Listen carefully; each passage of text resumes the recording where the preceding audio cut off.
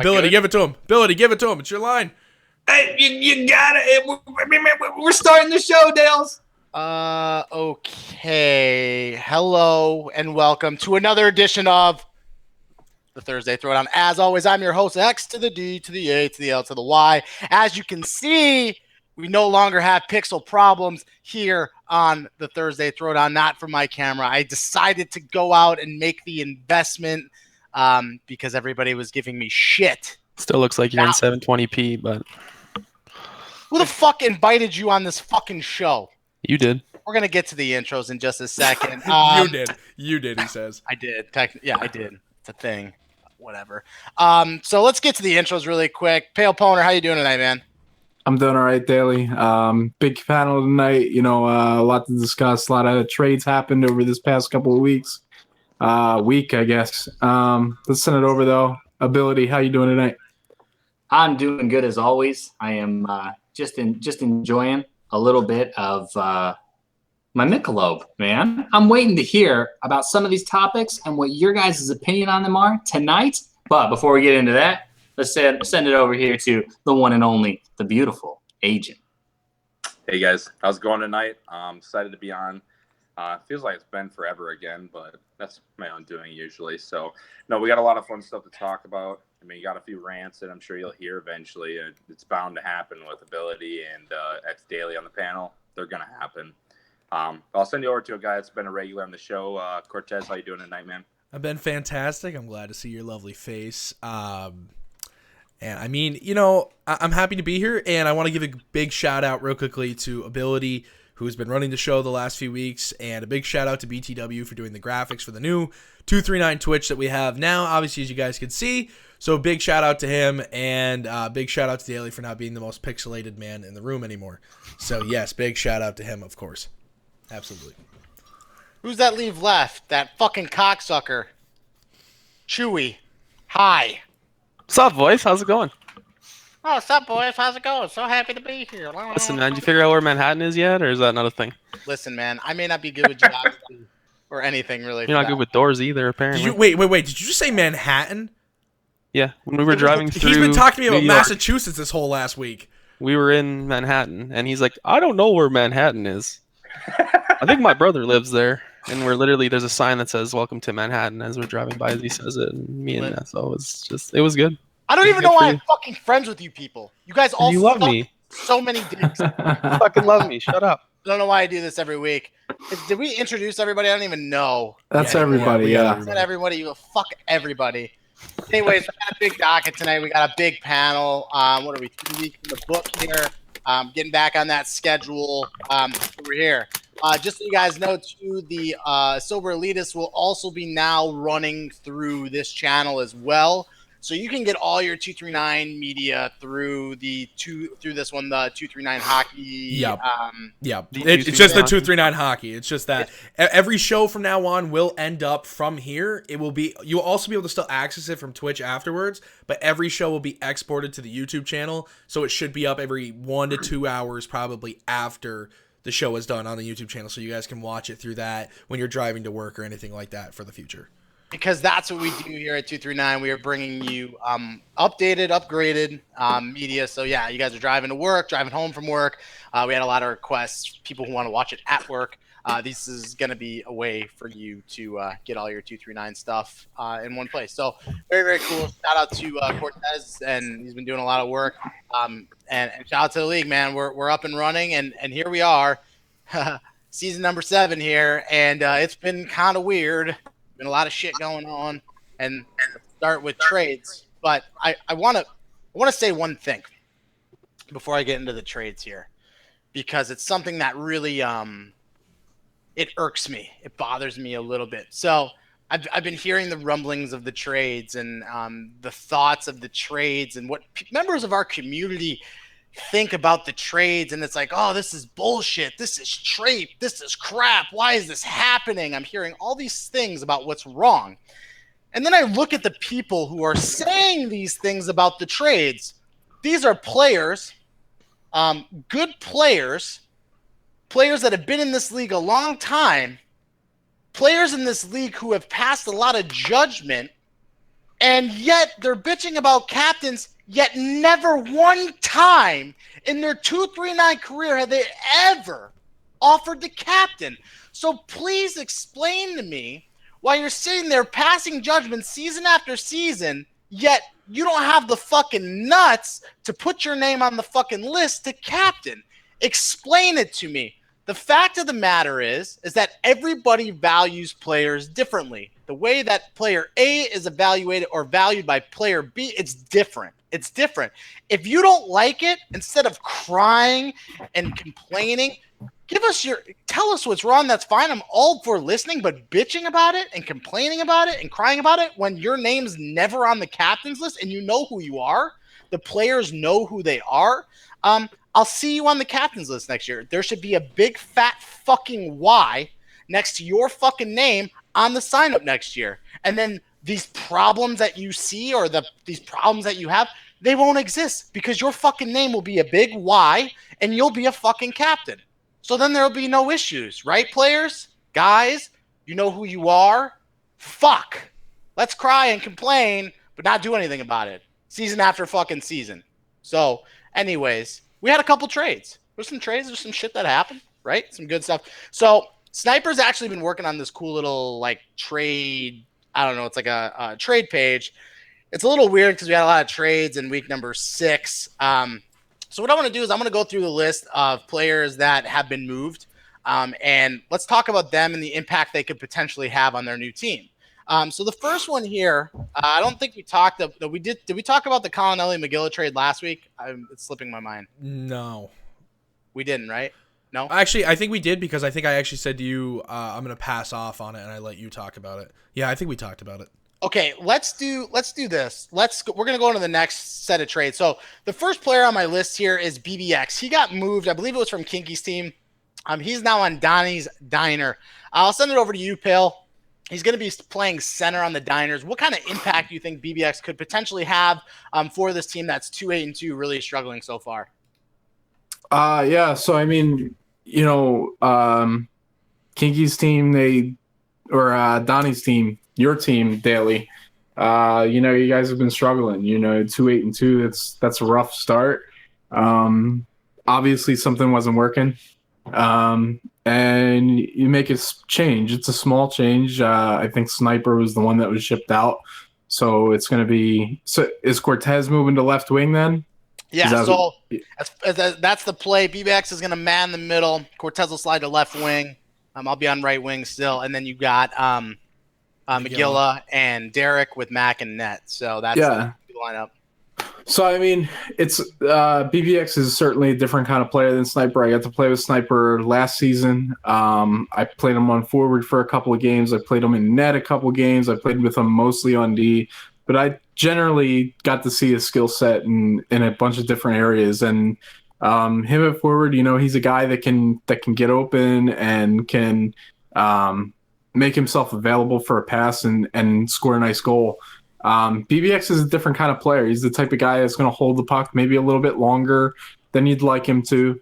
But he's able to make plays off of that. He's a guy that can draw defensemen into him and can make a pass out of it that not a lot of players can make. So he's a different kind of player. He's a guy that's going to definitely want the puck on his stick. And, I think he's actually more solid defensively than he's been given credit for since he's been in the league as well. So I think it might be an upgrade in that area as well. But it's just two completely different skill sets, and we'll see how he meshes with both you, Daly, and Cortez up front. The biggest thing to take away from BBX, and I was a guy that was always like, man, he really does hold it a long time.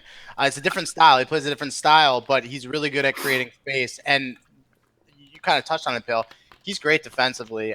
This is not a slight at Cortez, who's on the show right now, but Cortez is very aggressive, and sometimes you don't necessarily want that out of your centerman. You don't want that aggression, and BBX is very good at holding the center of the ice and helping his D out. This allows Cortez to be a little bit more get out there and just get after it, and a little bit more forecheck and different things like that. A little less having to worry about helping the D.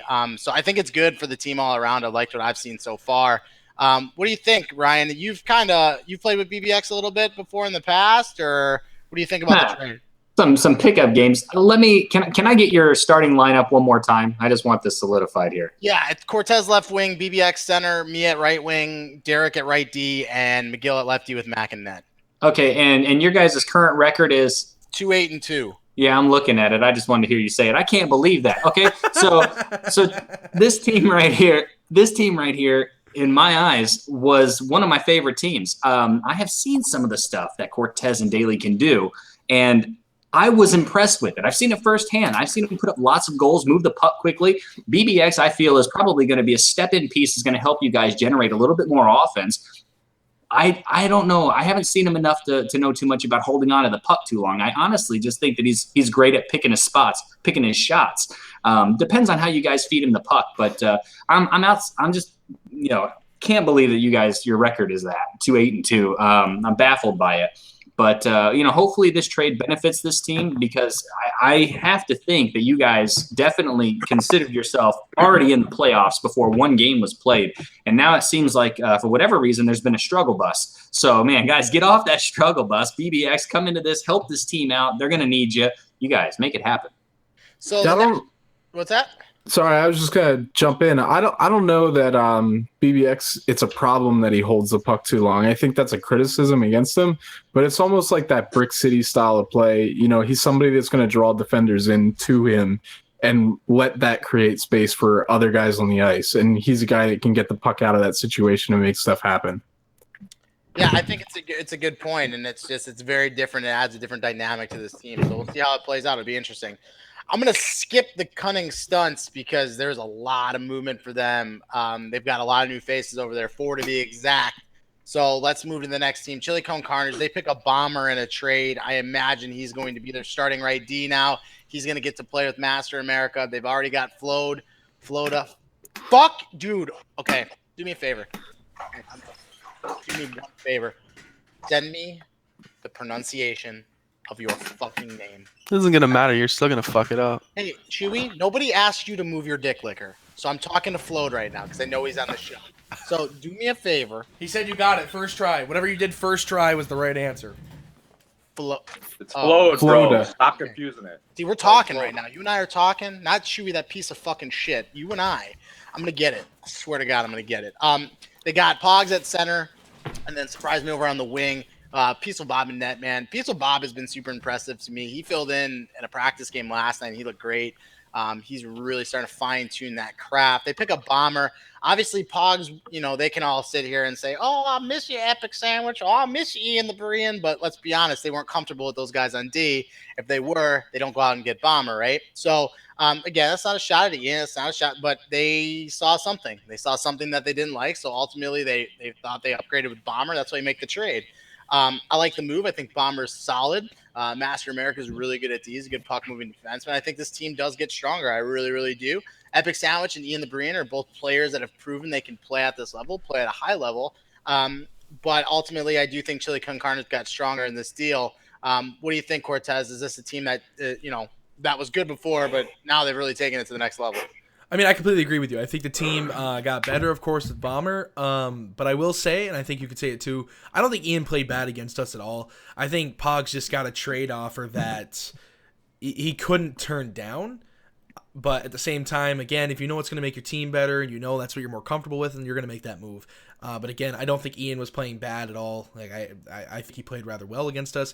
But in the end, their team's going to be better now, and I believe that they're already number 2 in the league. What's their record right now? They're 10-3-2. They're just gonna continue to stay where they're at and keep getting better.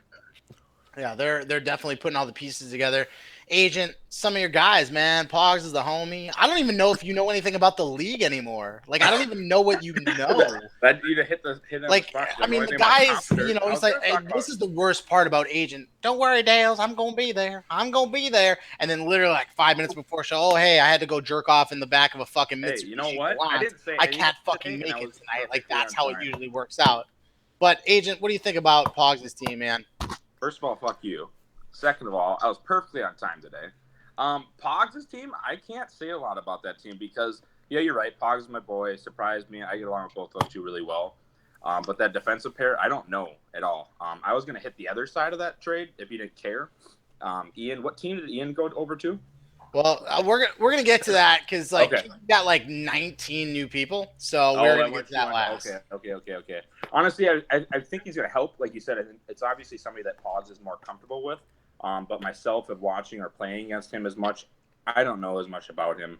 But I know Pogs. He's captain before. He's not a dumb guy, and he's going to make the right move to improve his team, really. And his team's already doing well.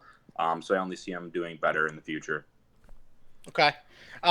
Moving along, non-Kane Sensuals, Quantanium, who I don't even know who the fuck that is. It's C-Dub's. It's C-Dub's friend.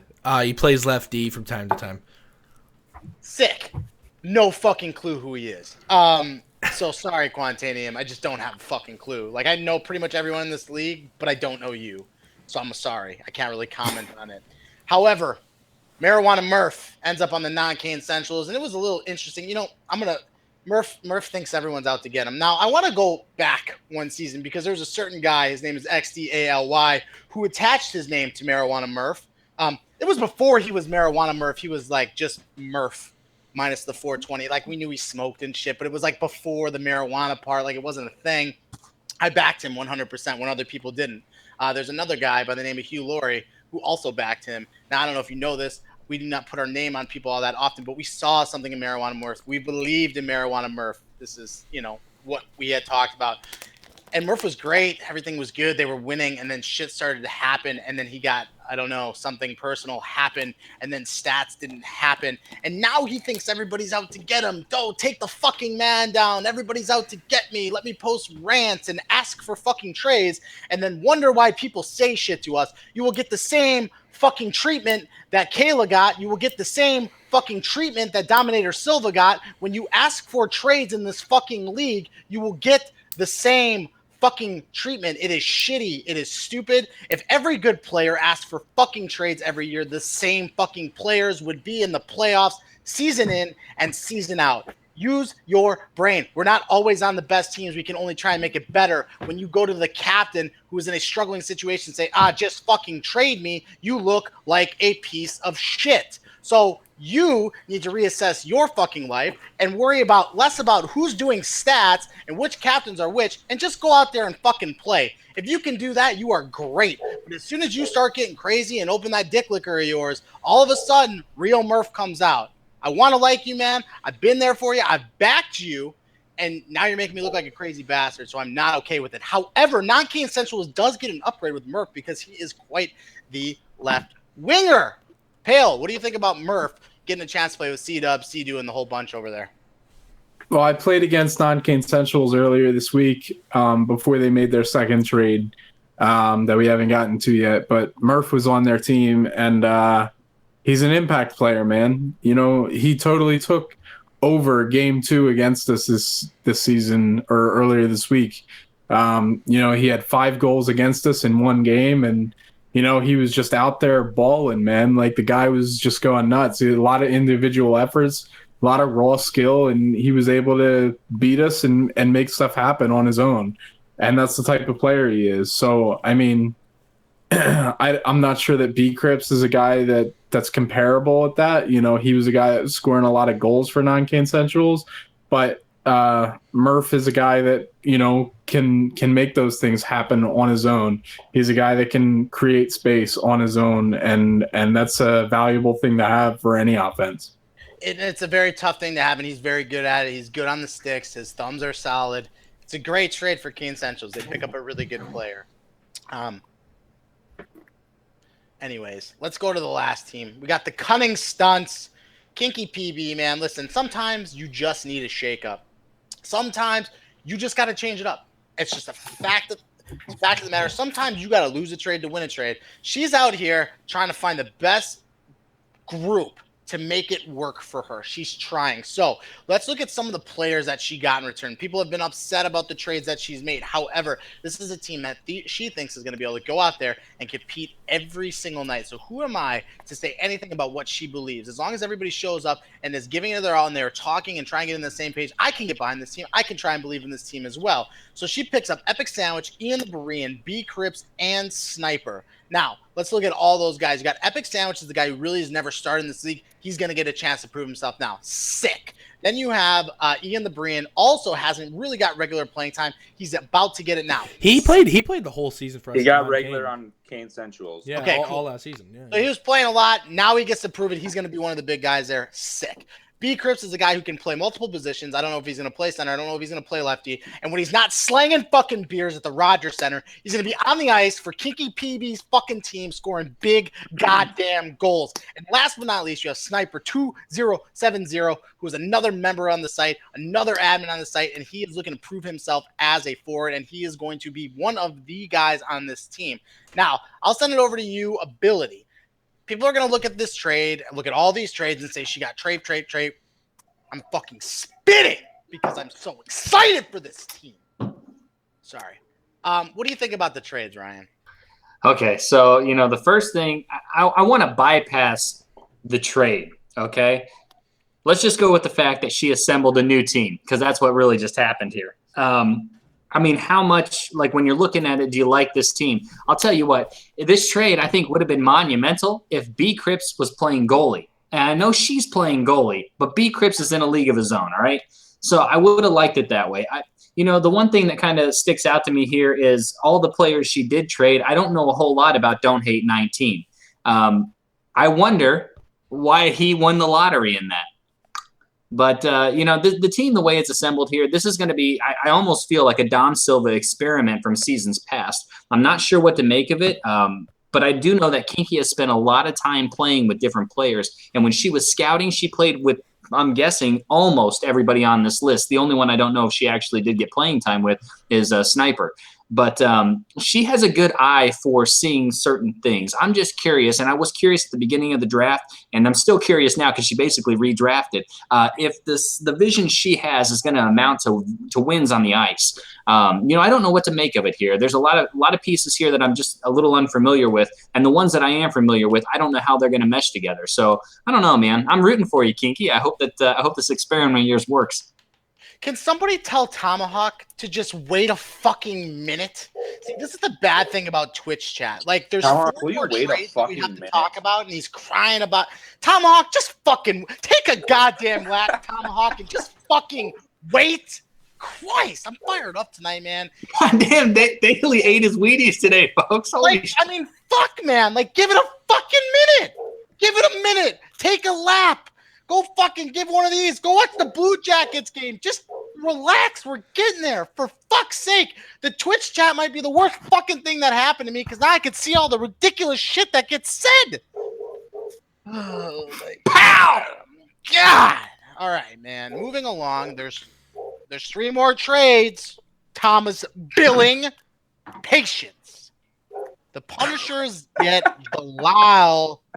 And the Muffin Men get Nick the Greek. Now, Nick the Greek has some familiarity playing with Jelly and Brick and some of those guys. The trade makes sense. I think Belial is the best player in the deal. Inside source tells me there was a little bit of emo between Belial and Brick. I don't know if this is to be true. Chewy, I know you don't know a lot about Belial, but you know a little bit about Nick. What's that? I got to see him in the series we played. Yeah. Okay, cool. Well, what do you think about the trade? How do you think it went?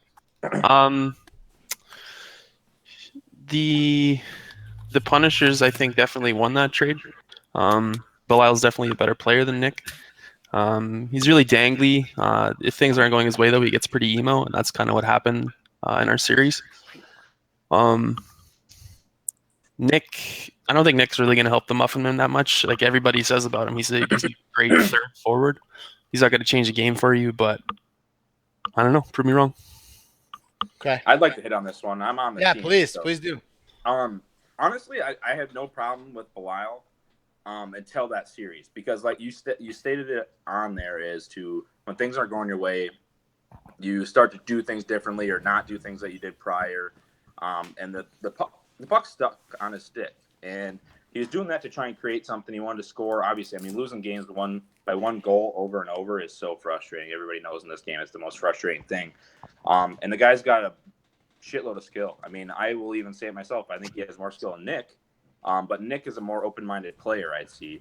And I think he really is going to help our team in the long run just because of the chemistry thing. He's played with Jelly. I actually got traded for Nick or vice versa last season. So I played with him a bunch after series with him and Drug Monkey and stuff. And, you know, I think we have a lot better chemistry with Nick, which is going to actually help our team in the long run. He might not be as good player skill-wise, but he's going to put us at a better spot positionally. Jelly was trying to play out a position at left wing against you guys, you know. So there's a few things working against us that overall, yeah, they probably maybe won player skill-wise, but team composition, chemistry, I think we won out on that end of it. You know, and sometimes, and I've said this before, I'll say it again, sometimes you got to lose a trade to win a trade. That's just how it works sometimes. And I think this could be a perfect example of it if it plays out. A couple seasons ago, D-Mart had a chance to get Luka. I think McGilla thought, you know, when he was getting Hugh Laurie back, it didn't work out. Sometimes you gotta take a chance. You gotta lose a trade to win one. Sometimes it works, sometimes it doesn't. It all depends. But you know what? I think it'll be interesting to see this one play out. I won't call Trape or anything on this because you got to let it play out, man. You got to see what happens. Next trade. This one is what got me, and I see Esoteric just chirping in the fuck. I'm not gonna have the Twitch thing open because I can't fucking take it. When I get back to my laptop, you got to leave the chirp in the Twitch chat to me. Oh, it's so miserable. Like, I'll tell you, Chew's been taking care of it. Chew's in there every time. Chew. I don't have my Is he? laptop. Yeah, Chew's in there, good. always responding Oh, yeah. as he can. Always, man. You know me. Just chirp city, bud. Chirp. Wait, are you chirping me or are you backing me? I'm backing you. What do you want from me? Okay, I told good. Tom to calm the fuck down and wait a minute, dude. Yeah, He okay, told him good. to take a lap. Good, perfect. That's a Thomas Billing line, so I just wanted him to know. Esoteric goes out. He gets Ron Don Vellante, which is, by the way, the smoothest fucking gamer tag out there. In exchange, he sends Edge over to Walker Texas Danglers. To me, yes, Rondon is the better player, but Edge gives you a little bit of something up front. Rondon's going to be playing D exclusively for Esso. He thought it was an upgrade there, but from what my sources tell me, Edge was not bad back there. Edge is really solid. Yeah, just an opportunity to get a guy like Rondon Vellante. Doesn't come up often, but Tom sees something in Edge, and I think Edge might get a chance to play a little bit of forward. He might play some D. It really just all depends on what the team needs. But shout out to Edge, man. He's a guy that always shows up, always plays hard, and is a good player that doesn't get a lot of value. There was a couple seasons ago, he had a big season. He went 6 overall. Now he's had a couple struggle seasons since then, but he's a guy who knows how to play. He's a guy who can handle the sticks. Pale, what do you think about the trade Edge for Rondon? I have a feeling you think it's going one way, but what more can you give on the trade? Well, I mean, Edge is a solid player overall, and he's playing a new position. At least since I've been in the league, he's always played left wing. He's never really been on D, so he's trying to learn a new position. End of the day, you know, Esoteric knows what he's getting. He's a guy that he played with Rondon all last season on the cup-winning team, and you know, you have an opportunity to get that guy. Esso's obviously going to take it. But for Tom, I'm not sure. You know, what's going on over on Tom's team? I think he's got a solid squad. I mean, you know, he started off. He had McGilla. He had Rondon as a D pair. That's a really solid D pair, and I'm not sure that the D pair was what was the problem on the team. So, you know, they need to be scoring goals. They need to be scoring more goals than they are right now, and you know, maybe Edge fixes that. Maybe he goes up and plays forward, and you know, one of Tom's boys goes back and plays D. I'm not really sure what the thought process there is for Tom. I'm not sure where he's going with that one. You know, and again, sometimes it's just a shakeup. We'll talk about this. Tom drafted a lot of his homies. We'll talk about that later in the show. Excuse me, but that could kind of, you know, is it good to draft your teammates? But stay tuned. We'll talk about that a little bit later. Last trade here. Thomas Billing, if you're back from your lap, here it is. It is easy real to the non-Kane Centrals for Marty McFly going to the Cunning Stunts. Had you had some patience, Mr. Columbus, man, you would have known that this was the last trade to be made. That's why it is the last one we're talking about. Chew lighting up in the I don't chat. get it.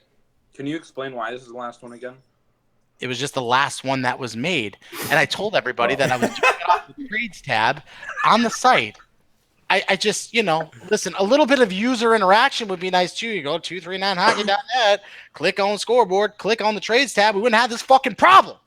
But it's not roid rage. It's just rage. A lot of shit happened over the last week. A lot of crying, a lot of complaining. And now Thomas Billing can't have just a little bit of patience. But here's the thing about Easy Real. I think Easy Real has come to a point in his career where the forward scene is behind him. I would love, and I know this isn't going to happen, but I don't think C-Dub realizes what he has. He has a lefty in Easy Real that he can use back there, gives him a bit of offense. He's great one-on-one defensively. Lane covers a little bit iffy, but with time, you could get really, really good at that. I would draft Easy Real as a lefty. I got to play with him the other night. I was so impressed with the game that he played. He's been saying he wants to play D for quite some time. He was really, really good the other night. And this is not even to try and sway any which way. This is an honest opinion of mine.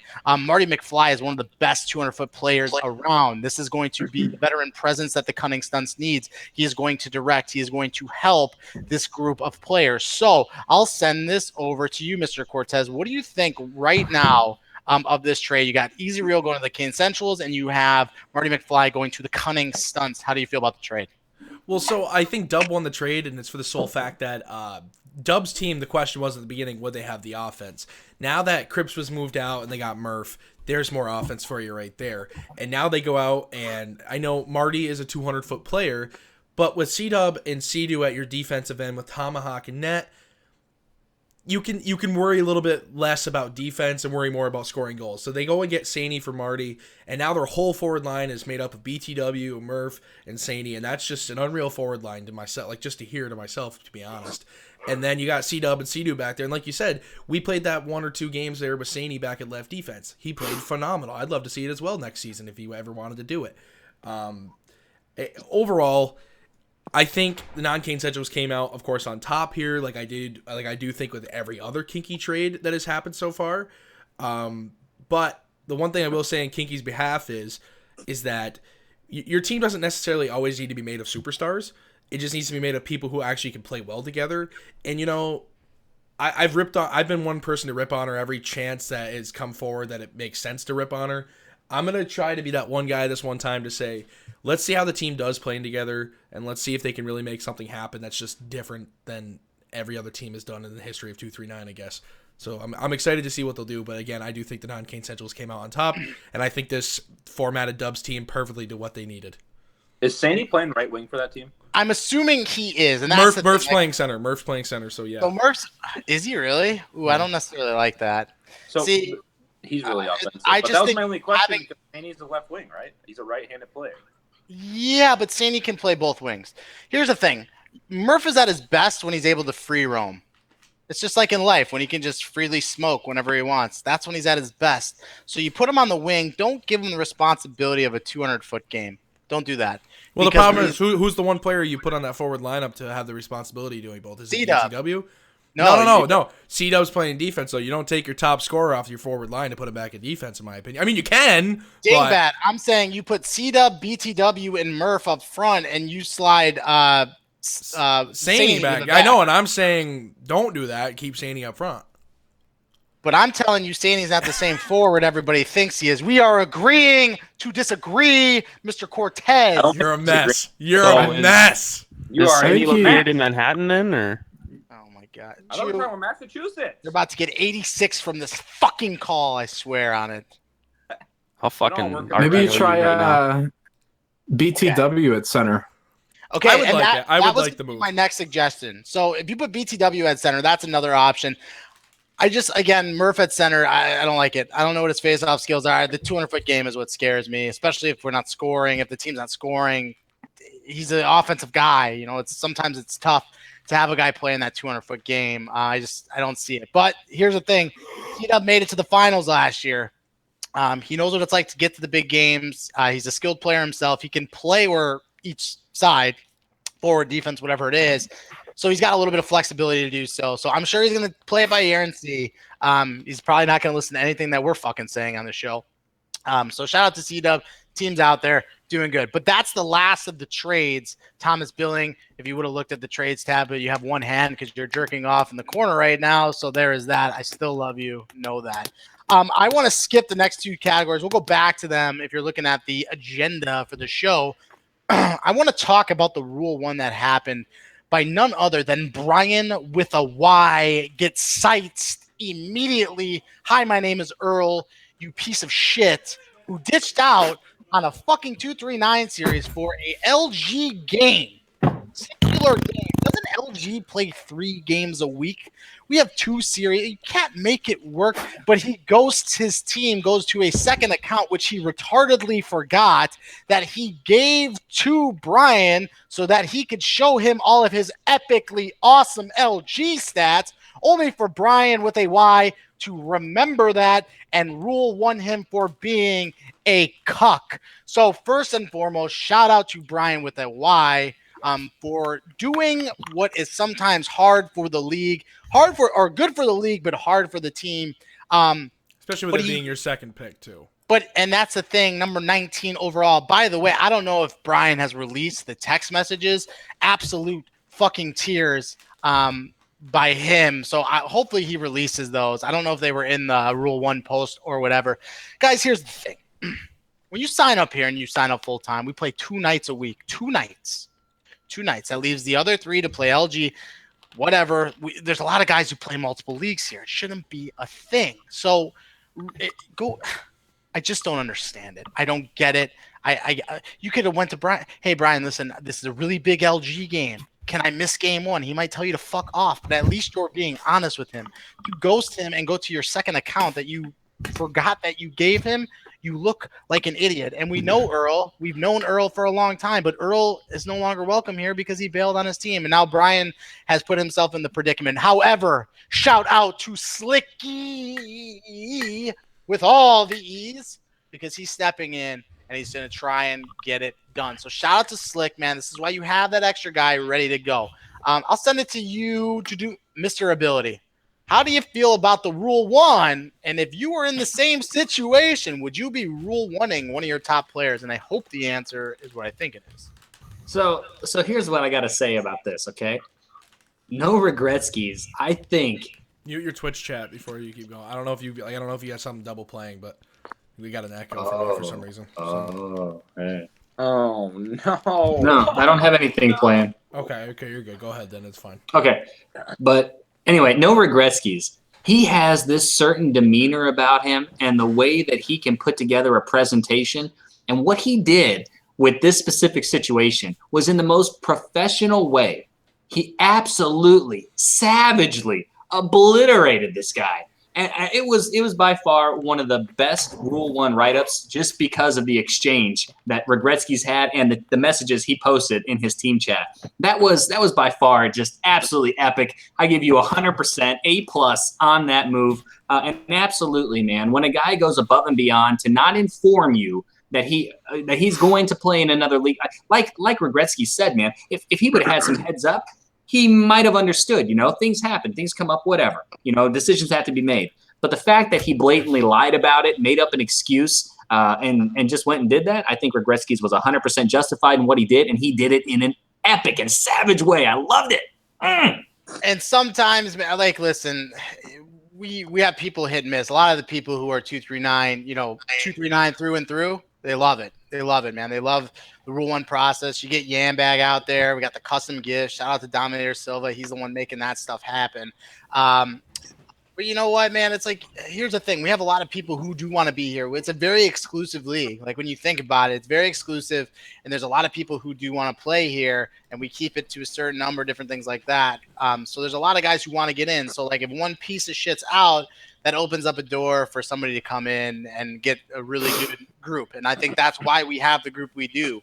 It's because people buy into that and understand what we're trying to build here, and they get behind that. So, like, when somebody is like an A-Tree, Desire Customs, man, shout out to him. That was, 2 seasons ago? Shout out to him. He got that piece of shit out of here. We gave him a second chance. McSwagger. Shout out to McSwagger. Shout out to my boy Kiefer, man. He's had a history. He's had a little bit of history, right? You know what I'm talking about, McSwagger? You had a little bit of history, but he came here, and he changed all that. And he's one of the, and I've said this, Esso said this, he's one of the faces of 239. When you think 239, you think of McSwagger. So people can turn it around. We are about giving second chances at times, depending on the situations, different things like that. But Earl, a guy that we've known for a really long time, decided to do this. So kindly fuck off, and we won't see you anymore. But I'm interested to see how Brian and the rest of his crew get after it. It's going to be a change. It's going to be tough. Mr. Drift King himself, that cocksucker is going to have to be the guy, the number one, and his first series as the guy. It wasn't good. It was a sweep. It's not easy, Griff.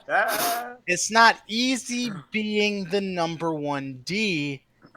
So the reins were left, but I don't know if you're ready to take them. So, anybody who watched the Elitist show would probably get that reference. The cross-eyed fucking Dasher. You can check out the Elitist tomorrow at 8:30 on this channel, where Daly will probably make a call-in when Steve appears again.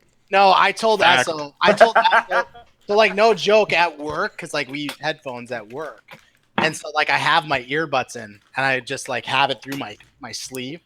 And so, like, I pretend like I'm listening to the radio, like, to hear what's going on in my restaurant. Like, I should be, but I'm listening to the Elitist show. So I have no fucking clue what's actually going on in my restaurant, which is probably problematic, and I'll lose my job and different things like that. But at least I get to listen to the Elitist, but I won't be calling in this week. Keep Drift off. The show sucks when he's on it, but SO, Sober, you guys do a great job. So yeah, shout out to Brian, man. It's a big Rule 1. It's tough. It hurts his team, but you know what? It's for the better of the league. Brian's a 239 guy. I call him Brian because that's what he is to me. But no regretskis for everybody who doesn't know. So again, shout out to him, man. Let's weed out the cancers and we move on. And happy recent birthday to him.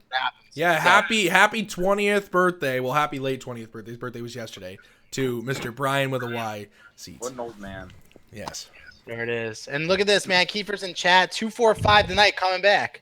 It's coming back. Well, it's got to come back. It's got to come back on Saturday, though, Kiefer. Saturday. Yeah, he said. Yeah, it looks like that. So, but yeah, no, it looks like it's good. So, I don't know. Yeah, back in June, you didn't really finish. Notorious Figo and Regretskis both having birthdays. You too. Oh yeah, hey, and Odd Guy. Odd Guy was in that. Odd Guy was in that. And you don't know. And Dunner. Yeah, and Daddy Dunner. There you go. If we're really going to get into that. Oh, shit. Someone brought up one person's name, so I just went with that. Cortez, people want to know, man, why is it like blue in your room? Like, what's going on over there? The light in my room, if I turn it on, you will literally just see white light. You won't see anything else. So I have a strip of lights here in front of me that are blue. So when it comes to me, the only thing you see is the blue light, and then myself on the screen, which is more blue light. So it just becomes more blue. When I get back to my dorm, when I get back to my house when the semester's over, it will be all white light and I'll be perfectly fine. For all the old people like on the stream and in the chat, you guys remember the show Room Raiders, where they used to take the black light in the room to see like all the jerk off states and everything like that? Oh no! This is what I picture in Cortez's room right now. It's like there's somebody there with sunglasses on, holding a black light. All you see is just so these lights right here. It's on the fucking wall. It's on the goddamn ceiling. Those are lights. Those are like lights as well, like these two things here. Yeah, sure thing, Cortez. And you look up and you go, how in the fuck? How in the fuck? Sure thing, he says. All the way up sure there. thing, he says. How do you get up there? So listen, man, listen. This dorm could definitely have it. I'm telling you, it's not for me if it happens. Listen, man. He's a shooter, man. If I went in that room right now and actually held a black light, I would be absolutely disgusted by what I would find. You savage motherfucker. It would only be to the goals that you and I create together. That's a nice cop out, but there haven't been many. At least there'd be 5 of them. I can't comment. There wouldn't be a lot of spurts everywhere then, would there? Yeah, no, there's not that many then. So anyways, let's move on to the next one here. So we're going to jump back up. In-betweeners, man, this team is led by Josto, Grish, Schwartz. These guys are absolutely killing it back there. And then I don't have the roster up in front of me. Maybe somebody can help me out. All I know is this team was a real challenge. They can play a couple different ways, man. They can beat you with their offense, which is scoring at a ridiculous clip right now. I don't have the standings up in front of me. You got Schwartz, Grish, and Josto, Dom Silva, Hollywood Bob, Tompkins, and all the way. So they got 72 goals for, 27 against. I had all the way in season 2 in net. Takes seasons on. He's a great goaltender. He keeps the pucks out that should be out of the net. Hollywood Bob over the last couple of years has been getting a lot of reps at lefty. I'm glad to see him finally getting a starting spot. He's a guy that's really kind of bounced around in that fifth 6-man role, like not really like steady or whatever, but he's finally getting a chance. This team works, and Dominator Silva is a guy that when I actually first started playing with Dom, him and I used to play D together. Like that's what we played, and then every league game I ever played with, he's been on wing. Don't you dare give him a shout out. Don't you dare give Dom Silva a shout out. I am. They beat the shit out of us. So No.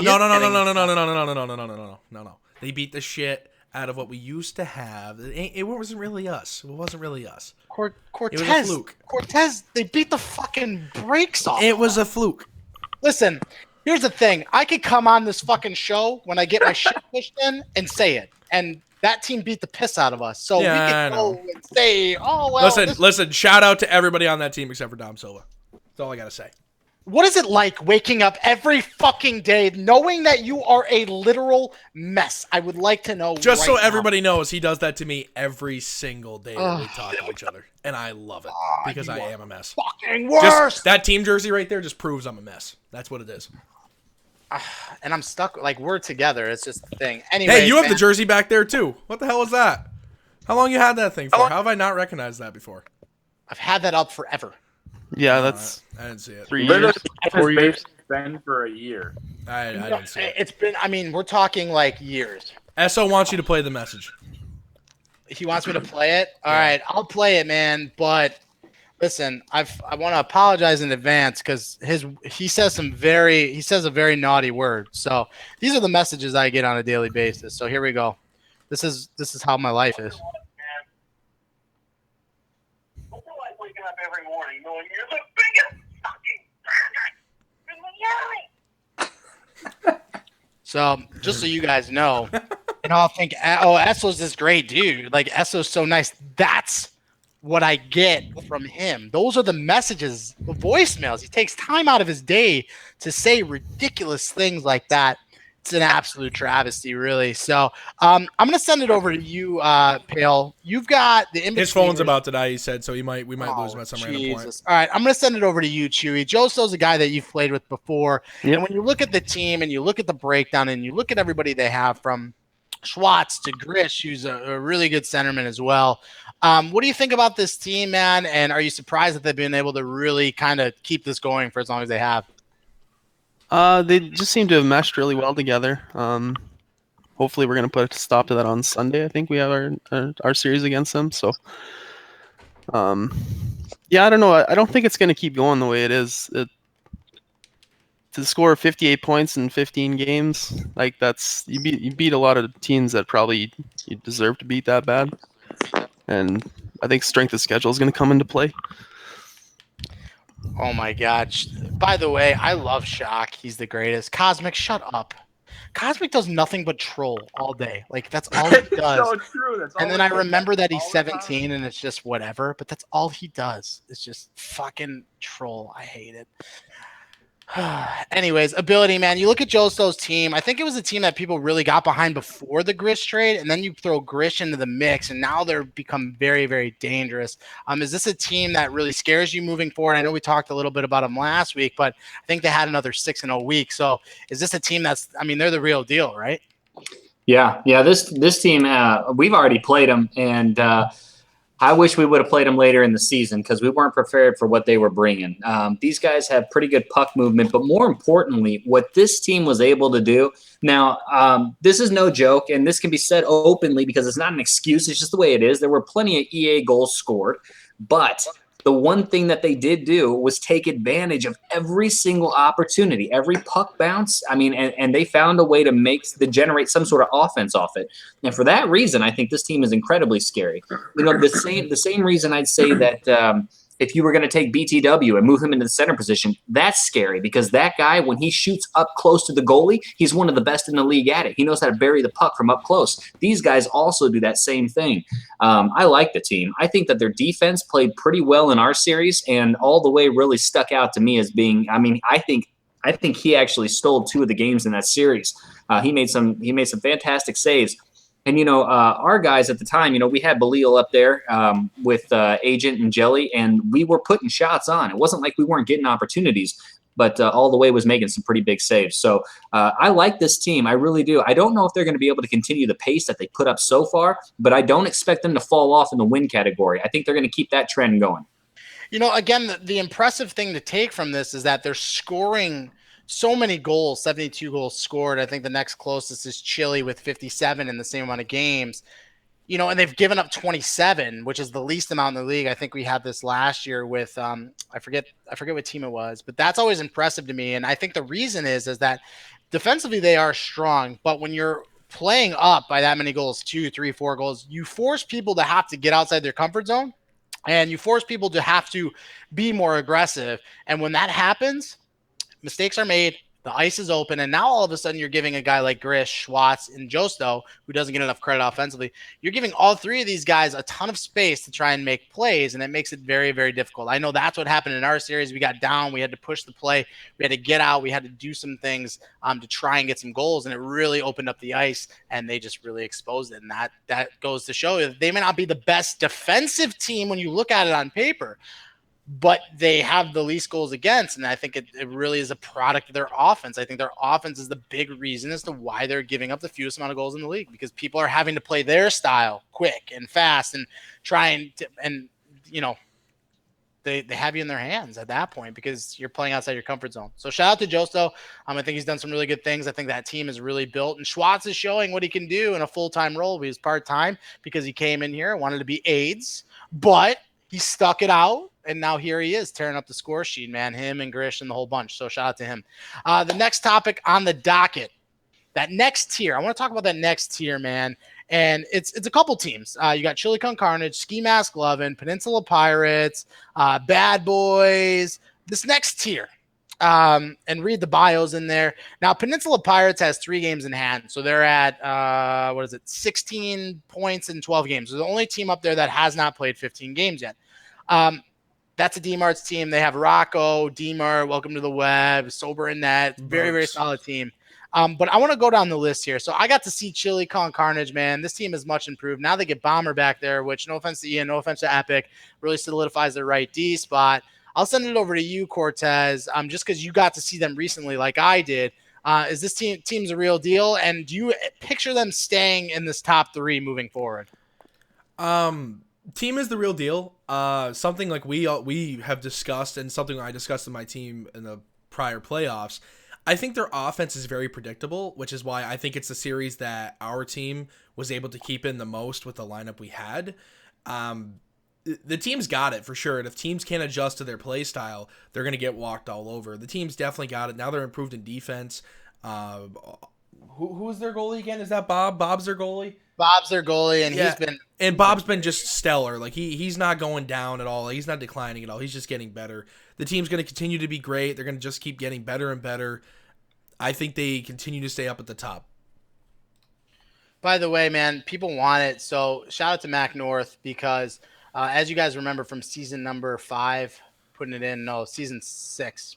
I forget what season. We had a goal horn on that team. Now, after the season was over, man, things were rough. I was feeling down.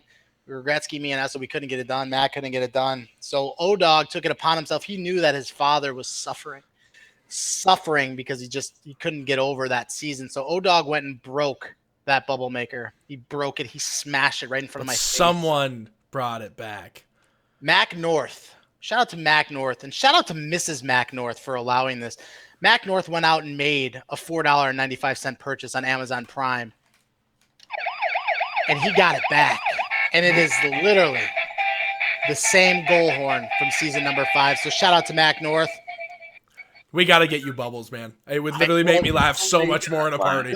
It would literally make... I agree. I wouldn't even be able to see them, and I would just be dying knowing there's bubbles going all over. It came with bubbles.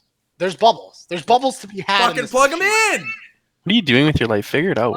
We're doing a show. I can't just go plug the bubbles in, man. And if I go, I gotta pee. I got my bottle here. Oh, and we already know if you go piss, it's gonna be 20 minutes. So here's the problem: my camera's so big now, like I can't, just fucking whiz down here, right? Because you'll definitely know I'm peeing. So I have to push the camera up and then pee, and then you'll hear it. But it'll be a thing. So, Sniper wanted it one more time, so we're getting it. I don't know if I'm allowed to do that, like, because it was like kind of looked like a gun, but like whatever. I don't know Twitch's rules, so I'm just gonna go with it, and do the thing.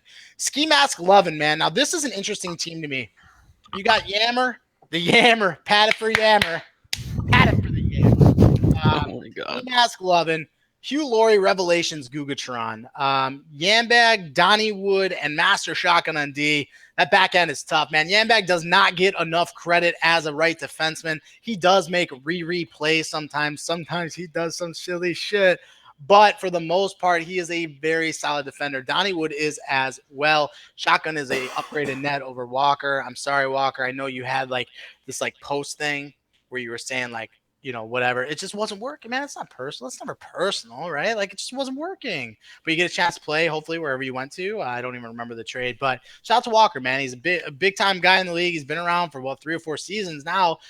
So, yeah, it just doesn't work. Sometimes it doesn't work. That's how it goes. I like the makeup of this team, and they have a guy in Legion sit on the bench who can also play net as well. I really like this team's makeup. I'm shocked at the offensive production because I had Hugh Laurie on my squad last year, and it didn't work. I'm starting to think that I'm the problem. That's just where I'm at with that. Revelations is a guy that I've played with in other leagues. He's a very, very solid left winger, even though he spent the majority of the day trolling me in Twitch chat. Fuck you. But he's a solid left winger nonetheless. And Gugatron, who I believe is a center, but I think he's playing right wing. I'm not sure. I know that they've experimented with both. I just think getting Hugh Laurie out of center doesn't make sense because he's one of the best at it. So when you look at this team, Chewy, up and down, is this a team that you really like? Think they're going to be here, or is there going to be a decline? It's a team that seems like everything's kind of just working and falling into place. It goes back on Dom Silva's #Chem. I got to watch the series. I think they beat the Swift Pups, and they were all really close games, and they could have gone either way, but they seem to always find a way to get it done, even in overtime. So, I mean, it's definitely a team to watch out for sure.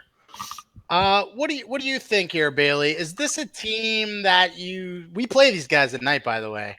Is this a team that you think is right where they should be in the standings, or are they kind of overperforming right now? What do you think? I'm very surprised to see them where they're at. I won't say overperforming because obviously, like Chu said, they seem to find the way to get to the win. And I mean, at some point, it stops being about bounces and it starts being that they know how to play and they have the chem. I mean, Gugatron is great at forward. I've heard great things about Revelations from McSwagger. Obviously, we know Hugh is a great 200-foot player, great center in this league. I mean, Yam doesn't get enough credit as a defenseman. There's just that stigma behind him. But I mean, either way, he's not playing bad at all. And then Donnie Wood's great. And I mean, Shotgun, of course, a top goalie in this league as well. So I mean, it makes sense that they're there and it's working. I hope to see them continue to keep it working, except for tonight when we play them. But it makes sense. But I hope they can keep it up because I don't know how they're doing it, but they're doing it. So this is where things get interesting. Like I said, Ski Mask 11, but we got bad boys here. Figo, man. Figo finally getting a run as a captain, playing full time, averaging a little over 2 points a game. Got Pale Poner in the lineup. That's a guy that I'm really high on, who's not even here anymore because like he knew he was going to be on the show all day, but decided not to charge his phone. Pale, that was a. I mean, I'm charging mine during the show, so. I mean, I thought he would do the same. He wasn't thing even too. in a dungeon. Like, here's the thing, like usually, like Pale's my guy, so I never roast on Pale. Like if you go back and watch every episode of the Throwdown that we've ever done, I've never roasted Pale. But Pale needs to get roasted. Like, what is that? Like you messaged at 8:30 this morning saying you were going to be on the show. And then he sent me a message saying 100%. He said 100% I'll be on. And you show up for the Throwdown with 10% battery? That is fucking miserable. 10% battery for an hour and a half show? Mess. What a I don't know mess. what's happening, man. We're changing things up. We're moving to Twitch. We got 10% battery life and no fucking chargers. Got 10% battery and no goddamn chargers, man. I think Pale has a serious night, and he likes to practice. I think that's what actually happened. Anyways, moving along, man. The bad boys, Pale Poner, they got McSwagger, Kiefer. He's trying to make his return. He's averaging, all these guys are averaging over 2 points a game. Not getting much from the back end defensively. Drug Monkey's about a point there, but he's going to give you that solid defense. That's what you're looking for from the Monkey, man, for Drug Monkey RX. That's what you need. And Pounders, look at Pounders. Pounders, my guy, Lee Barouse. Headless Fragu, he's played in there a little bit. He's played some D, he's played some center. And Thug CTC, man. So this team right now sitting at 9-6, doing some big things. I'll send it over to you there, Marky.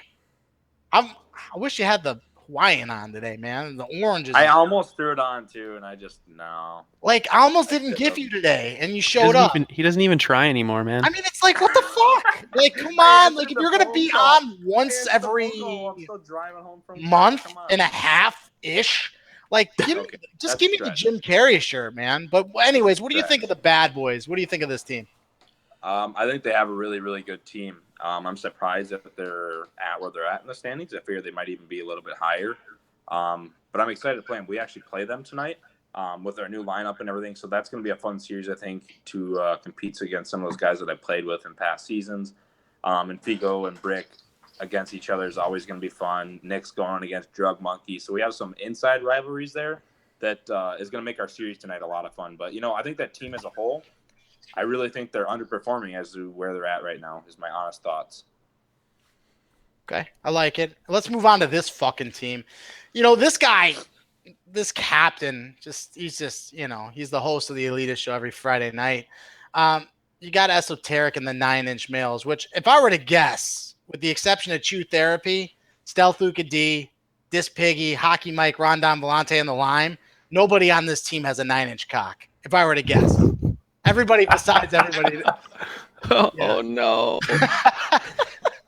What's it like, Esso? What's it like? What's it like having the tiniest wiener on your team? No, I'm just kidding. Well, maybe you might. I don't know. Anyways, this team right here, they're sitting at 8-5-2, which is basically about a 500 record. I don't know what to make of this team. I feel like it's a team with a lot of potential, but my inside sources are telling me that Chew Therapy may be missing some time here. Nope. Potentially coming up. You're not? I'm not gonna say that I am until I actually am. There's nothing set in stone. So as of right now, I'm still full time. So as you guys know, man, Chew Therapy does like this, apparently like Canadian electricians, they like send them to like concentration camps and stuff. It's like a whole thing. So it's new. It's I can different. show you guys my tattoo here. It gives me my number. I use that to sign into camps. Jesus Christ, I don't guys. know if we can do this, but You're not allowed to do that. No. Oh, okay. I don't know. Like I don't know what the rule is on that, but here's the thing is like he makes it known every year that his schedule is whatever. So when you get him, like there's always that risk. He has one of those weird jobs where he could be gone for a month. He might not be gone all year. So it just depends. Essel's potentially running into this problem right now. But when you look at the roster, you got Stealth Luca D, you have Esoteric, and from there it gets a little bit. I know he has Dis Piggy and Hockey Mike. I know he likes Hockey Mike up front, but Hockey Mike can also play D. This Piggy, I think, is going to be getting reps at right D just in case the potential happens and Chew cannot miss has to miss. It's up in the air right now. I'm not 100% sure what's going to happen. The one thing I do know is the Lime has been stellar so far he's got 6 games on this team. He has faced 77 shots through 6 games. That seems a bit high.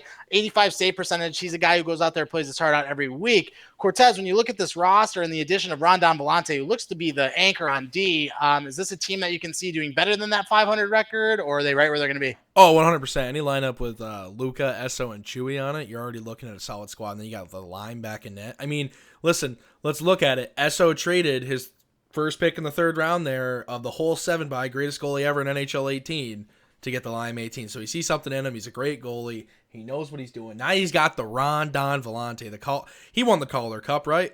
If I remember correctly. Yeah, so, he did. Rookie season Calder Cup, wins the championship with his team. Now they've got Esso, they've got Luca, you've got Chew. And obviously don't forget Dis Piggy and Hockey Mike. They got a very solid squad. I think they're going to do better than the 500 rating, absolutely. Yeah, I don't want to watch your back talking about any trades at all. Just enjoy the show, Kyle. Just enjoy it, please. That's all I ask. Yeah, don't you have homework to do? Yeah, just enjoy the show, Kyle. 9 goals. Next team, Peninsula Pirates. So this is the team that kind of really piqued my interest because they're sitting right now. They're in about the 5 seed. They got 3 games in hand, 2 points behind. Got Welcome to the Web, Burks, D-Mart up front with Rocco and Beautiful Wiener on defense. Beautiful Wiener surprised me his brother. Anybody know that? I didn't. I did. I don't know it either, no. What the fuck? I knew. I thought I knew everything, but apparently I don't. But shout out to Surprise Me, man. Shout out to Beautiful Wiener. How does one go about doing a name like that? Like, it's obviously a troll, right? Like, oh, hey. How does Xbox allow him to have that gamer tag? That's what I'm saying. Like, oh, hey, how long can I get away with being this Beautiful Wiener, right? Like, shout out to him. Or is it spelled wrong? That would be the only thing I can think. It's probably spelled wrong. So that's like the loophole, right? It's like beautiful Wiener or whatever, but whatever. Shout out to the Wiener, man. We know it's beautiful. And then sober in net. Like it's weird. Like this team isn't scoring, which is absolutely shocking to me. Webb is scoring 2 points per game. D-Mart missed the series. He's at about 2 points per game. Berkey, a little under 2 points per game. When you look at this team and you look at these names, I'll send it over to you there, Ability. Are you shocked at this team not really being an offensive powerhouse, or is this something that's going to come with time? No, man. I think this is one of the cases where it's just a little too early in the season yet. I think that a couple weeks down the road, we might be discussing things differently with this team. A lot of it has to do with matchups, and these guys haven't buried as many pucks as they can. But Burks is a finisher. He knows how to lay the stick on the ice with a slap shot that gets past most goalies. I'd say 85% of the time. He's exceptional at the shot. D-Mart's the exact same way. And now, with Webb on here too, I think that their forward line is problematic for a lot of teams. Only being, 12 games in, they have a lot more games to play against some solid teams. But I think that they've got the potential, the puck movement for sure, to definitely, raise their scoring. Sober in net, I think everyone's a little bit shocked. Sober comes out here and he's playing really well in net. A lot of chirping jokes of the Vezina, but hey, man, you might find that at the end of the season, the Sober's competing for something. He's on a team where he has an opportunity to do that. Beautiful Wiener. I don't know. What, did somebody just laugh at that? I'm saying it right now. Sober, you got a chance, bro. Keep it up. But beautiful Wiener, man.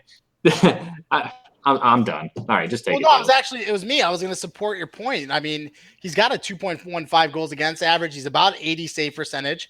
He's got a good team in front of him. And when I said that they weren't scoring, I should have rephrased that. Like, they're scoring 3 goals a game. They're definitely putting the puck in the net. But it's just the point distribution. It's weird. So, like, I see 24 points on 36 goals, and that's Webb being the highest. It seems like it's a lot of individual plays. Like, they're making other teams, you know what I'm saying? They're making other teams make mistakes, and they're scoring off those one-off, like rushes, different things like that.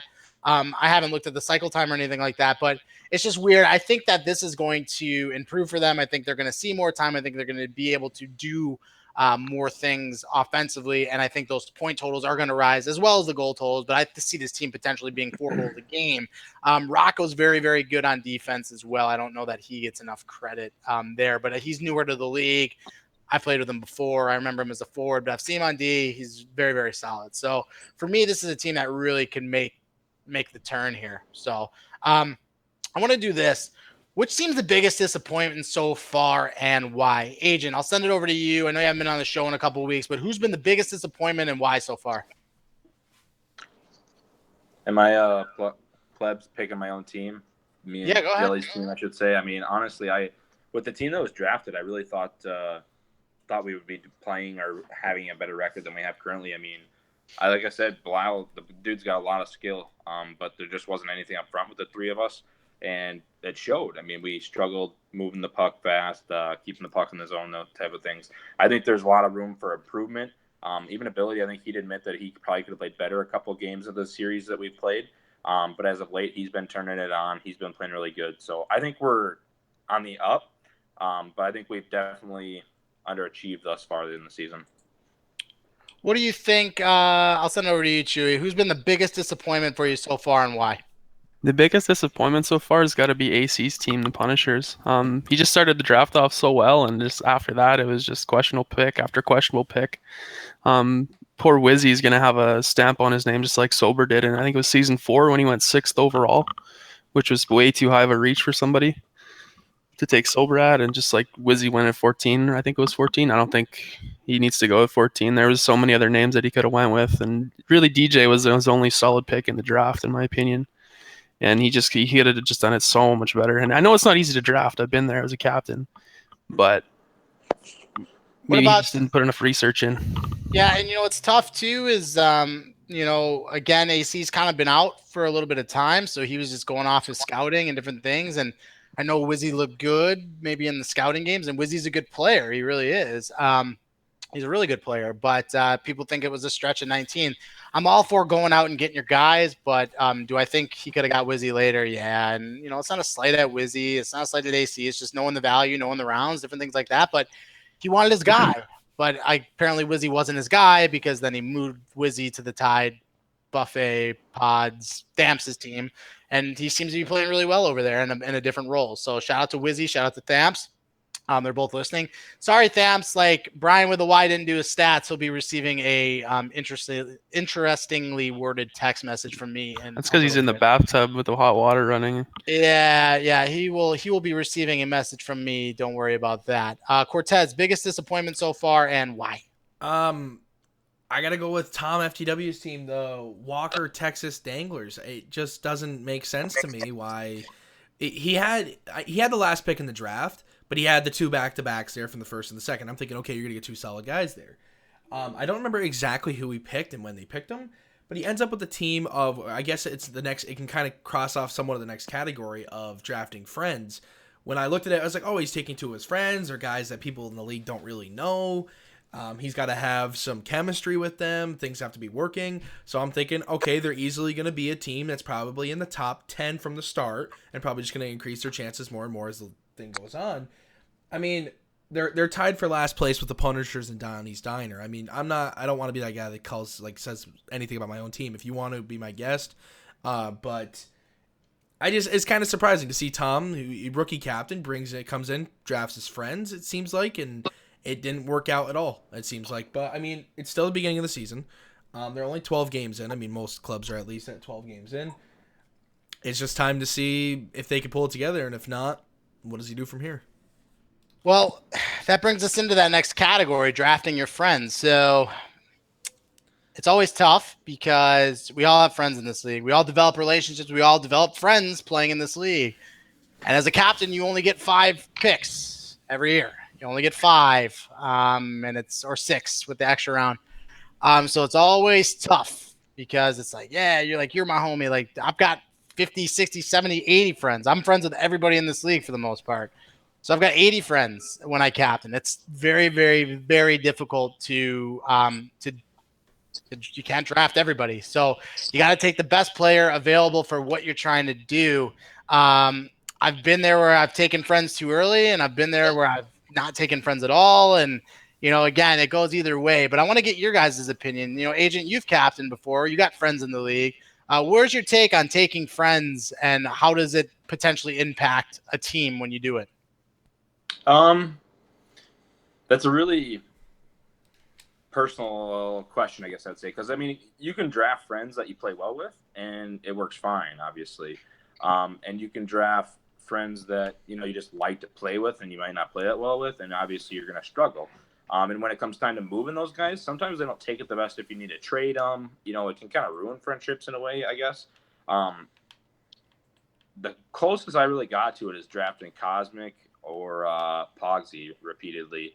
Otherwise, I pretty much steered clear of it, to be honest. I tried drafting people that I haven't played with a lot or stuff like that. It seems like it's a more enjoyable season to start, and the chemistry is always just – you build kind of a bond just playing with those group of guys rather than playing with the same people you played with for such a long time, I guess, and then they're bringing in 4 randoms, So it's really still a personal choice, but I steer clear of it as much as I can, I guess, is my own personal opinion. What do you think, Chewy? I mean, you've captained, man, and I think that you know exactly what it's like to make a friend. My God. Man. What's that all about? Let me tell you a little story about my friend Moose. Played with him on the season before on the Nut Tap, and I didn't really get to experience the emo, and it's just a different story when your friends go full fucking emo on you one-on-one when you're the captain, telling you to do this and do that and do this and do that. So if I were ever to captain again, it'd be definitely a case where I'd probably avoid probably 99% of my friends. There's 1 or 2 guys that I would have no problem playing with, but don't do it. It's not good. It's not fun. It's not something that I'd wish on anybody to ever have to deal with that again. So if by chance he ever comes back, don't draft him. It's not worth it. Shout out to Michael Amuso. Yeah, man. Cortez, what do you think, man, about drafting friends? How's that? It's a tricky thing. I mean, prime example is Dank and I were best friends in real life, and I mean, look how that turned out in season 4. I was the prime person to speak out against him every time something had to be said, and whether that's due to media or due to anything, I just think it puts you in a tough situation, and it works, and sometimes, like you said, sometimes it works, sometimes it doesn't, and it seems like in the recent past that it just doesn't. It just doesn't, in my opinion. What about you, Ability, man? You have a lot of friends in the league, and you always draft them. So, or not always, but you draft them and have been drafted by them. So, what's your take on this? I'm interested to hear your opinion. Yeah, well, I mean, this is a simple thing. When, look, some people I've acquired friendships with through drafting them, right? Like, I didn't know Brick City until I picked him up. I mean, I really didn't know much about him. Played with him a few times, but didn't know him. I think it's a good thing sometimes when you draft the right type of players. When your friends go by the name of Cosmic Fade or Brick City or Dalai Lama or Drug Monkey, then yeah, man, by all means, draft them in because you're going to end up with a solid squad. But when you draft players that are either maybe too new to the league or from another league, sometimes it doesn't pan out so well. So it just depends on how you go about it. But I honestly think that drafting your friends has a plus side. Like these guys touched on, there is some chemistry that's already pre-built, and that works well, especially if all you need to do is fill in one gap instead of filling in three. But at the same time, it all goes back to this something I said prior to a couple drafts, and that is when you are scouting players, you have to basically play a little video in your mind, a little film, matching up these different play styles and what you believe has the best opportunity to win games. And that is really what drives a good team in 2-3-9. So some people have the ability to gather that foresight and have the vision, and others just aren't capable. They draft their friends purely out of just wanting to have good parties, really. I mean, I have an opinion on this. Listen. The biggest thing is knowing your friend's value. So, memory lane, Cosmic Fade took Jelly in round 2. I love OP Jelly. That was a bit of a stretch. What was another one that is playing off the top of my head? Oh, Mixed Swagger taking Dicko in round 2. When you want your friends, I get it. And there's always this fear, especially with Yam in the league and guys you find shit out. Everybody talks oh, that's so-and-so's friend. So you get nervous, you get scared, and you're like, oh man, there's 15 picks between me and my next one. I don't want to miss out on Speedy Joey, because that's my homie and I want him on my team. So what happens? You take him early, but you got to know the player's value. And that's what I always tell my friends and tell the guys in the league. Oh, take me. I let say, listen, if you're there and the pick makes sense, I'll take you. If you're there and the pick makes sense, I'll take you. I never get into bed with any of my friends, because if you do that, man, and you start making empty promises and all of a sudden you got emo homies and they're like, oh, blah, blah, blah. You said you're going to take me. Well, yeah, but there was somebody else better. And you never want to tell your friend that there was somebody else better out there. I think Tom took a couple of his buddies a little too early, and they're just, they got to prove some things, and they're not quite there yet. Maybe they're catching up to the game, but he's going to grind. He's going to show up. He's a good player himself. So shout out to him. There's some other guys who took friends. It's how it goes sometimes. But when you take him early, Mac North taking me at 3 might have been a little bit too early. But you know what? That's how it goes sometimes. So you always run that risk when you stretch on your buddies, and it could make or break your season. So just know that when you go into it, it's definitely a thing. Next, who surprised you this season on an individual level? A player that maybe has changed positions, a player who has maybe come back to the league. Maybe refrain from rookies because that's our last topic. But who is somebody that has surprised you this year? I'll send it over to you, Cortez. Who's somebody that surprised you so far this season? I mean, for me, it's so tricky to pick somebody, because when I think about it, I think it's somebody that's either the most improved or if it's a rookie that stood out. And I won't lie to you, I don't think there's been one individual, in my opinion, especially to myself, that has really stood out yet that's been like, oh, I'm really surprising to the point of I'm this good or I'm not. I mean, you could look at any one of the guys in the 15 or 12 games that they have played and see how they have 40 to 50 points, and it's like, holy shit.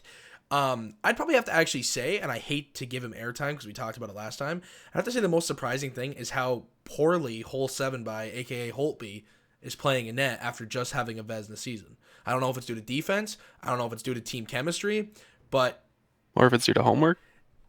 That too. But my point is you go from winning a Vesna to playing like a 5th round goalie. And that's no diss to anybody picked in the 5th round. My point is he was picked in the early 3rd to be this goalie, and he's not being that goalie. So I'd probably have to say him, and it's not meant to rash him. That's just the biggest surprise in my opinion that I can really get off the top of my head. I mean, if you, I would love to hear what you guys think. Well, I'm going to go the other way. I want to do something positive because, again, I've been kind of the roid raging, ranting XDALY today. So I'm going to give some due, man. And the guy I want to give due to, there's two guys. Number one, it's two goalies. Sober Enough. Doo-doo. Sober Enough is a guy that was drafted once as the number 3 overall pick. Season 2, he led the league in points. And he just had a fall from grace. NHL 18 has not been good to Sober Enough as a forward. However, it takes a certain somebody to look themselves in the face, say, you know what, I got to give something else a go. And Sober has always been able to play goalie. He plays it hammered out of his mind on drunk puck nights, and he's good at it. So now all of a sudden, somebody like DMAR takes notice. He gets on a team like that, and Sober is having a phenomenal season. So shout out to him. Well, actually, it doesn't surprise me at all. I actually was messaging Dan during the draft because I was like, he got to like the 5th round, he didn't have a goal yet. I was like, listen, man, take Sober. Like, I've played too many games of Sober at goalie. Sober is a great goalie. Like, he's gonna play great whether his team's playing defensively or not. He can stop breakaways if he needs to. He knows where to be on the one-timers. The guy is great. That's the only reason like it wasn't a surprise to me. But I should give it credit where it's due. You're absolutely right. Now, the other guy I like is Master Shotgun. And Master Shotgun, 2 seasons removed from being what we considered a top 5 goalie. We were talking about him, and the names B Crips, DJ at the time, and Shotgun was number 3. This is before the emergence of Holtby for his 1-season wonder. But like before that, and he won his Vezina. You had those 3. Those are like the big 3 in the league. And Shotgun was a very, very close 2-3, the whole thing. And now you look at it, and he goes out for a season, has a rough go. He was traded a bunch. Like, it just wasn't a great season for Shotgun. Comes back in net. He's having a pretty okay start. Gets over to Yam's team, and now he's putting up really good numbers on a team that's doing a really good job. So shout out to Master Shotgun, man. He's having a great season. I love to see it. I love to see guys bounce back. Love to see guys, sometimes you got to step out of your comfort zone. Sometimes if you're a goalie, you got to go play D. Sometimes if you're a D, you got to go play forward. Sometimes you need that change to keep it fresh for you, but you know your roots. So he tried it, he did it, and he went back to net, and he's having a great season. So, Chewy, is there anybody in the league right now that stands out to you that's, really shocked you for good or for bad and having a year? Yeah, there definitely is. Edge actually is my guy because I didn't really expect him to be as solid as he was on D. I know he's always been a great forward, but we just meshed instantly and had great chemistry, and I just totally blew me out of the water with how solid he is. So I really don't. Yeah. No, it's a great point because so a guy like Edge, like if you guys remember, he had that really good forward year where he scored a ton of points. I want to say it was, I don't know if it was season 2 or season 3, but in season 4, he did get drafted as a 6th overall pick. Like that was the thing. And I think that was transitioning to the new game. And 2018 has not been the great game for him offensively, but a guy like that is capable of playing multiple positions. He goes back and he's competing for D. Now, take this into account. Like Edge got traded straight up for Rondon Vellante. So people want to talk about, oh, this is Trape. Maybe Tom saw something in Edge that could really help his team that maybe Rondon couldn't fulfill. And I know that people are going to argue that, and we all have our opinion, but Tom sees something in Edge to want to do that trade straight up. Maybe he didn't like Ron's game. It's not for everybody. So I think it's a testament to Edge when you're talking about him playing a position he hasn't played for a couple seasons. He's thrown into the mix, and you're looking at it like, holy shit, like this guy right here is really being traded for one of what's considered to be by most one of the better Ds. So we're so quick to say trait, but maybe there's a certain skill set that Edge has that Tom values. So again, we all value guys differently. Who are we to judge? So there's that. Now, last but not least, Rookie of the Year. Who is your early candidate? Now, when we look at the list, I think Grish is going to be the name that stands out. I think people are going to get behind Grish's name because he's got all the points, different things like that. I understand all that. Belisle's up there too. He's got 26 in 12 games. Here's the name that sticks out to me, and I'm going back to my roots, and that's Master America on left defense. Now, I got to see him firsthand. Now, it's always interesting when you have a forward who drops to D. Dalai Lama did it. South Luca D did it. Good forwards, and everybody knows Master America is a really, really good centerman. So when you move from forward to D, you always wonder what happens when that are they going to be offensive? Well, here's the thing. Master America is great offensively. But at the same time, he is super solid defensively. He's aggressive. I respect it. He can be beat, but at the same time, he knows how to move the puck. And I always say it, 90% of the D-men who play this game cannot move the puck efficiently out of their own end. They do not know how to break out. And he is very, very good at doing that. And I think his offensive skill set assists in that. Cortez, talk about Grish a little bit because I just blew Master America. What do you think of Grish so far early in the season and what he's been able to do? Grish is a great puck handler. He knows how to control the puck. He knows how to get things going. He knows how to make the play happen. He can easily put the puck in the net. He can literally manhandle the puck, very similar to other guys in this league, like Surprise Me, you could say, or Schwartz, or maybe Saney. He's a great player. I mean, he's plus 42. Did I read that right? Yeah. Yeah, okay, so plus 42 because their team's just scoring all the goals. And, I mean, 51 points in 15 games. He's right behind Schwartz. They're all on the same team.